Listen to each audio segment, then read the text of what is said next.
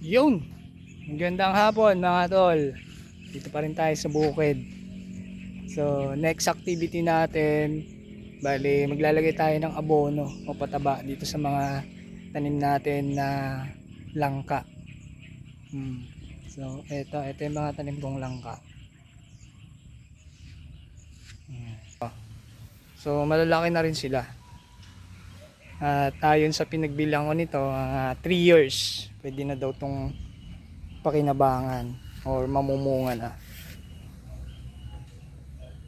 Itong Aviark jackfruit na galing sa Buyog Leyte, ito yung pinakamatamis na jackfruit sa buong mundo.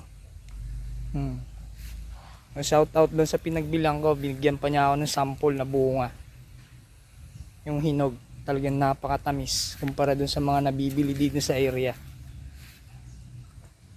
Kaya yan, nagtanim ako ng medyo madami-dami. Nasa 50 to kaya lang madami yung namatay, parang na lang ata ito, nasa 25 to 30 na puno.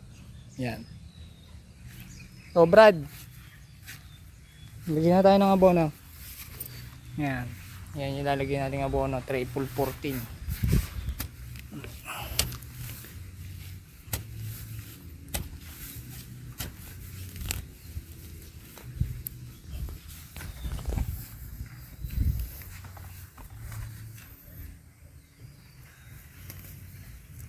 So yun lang.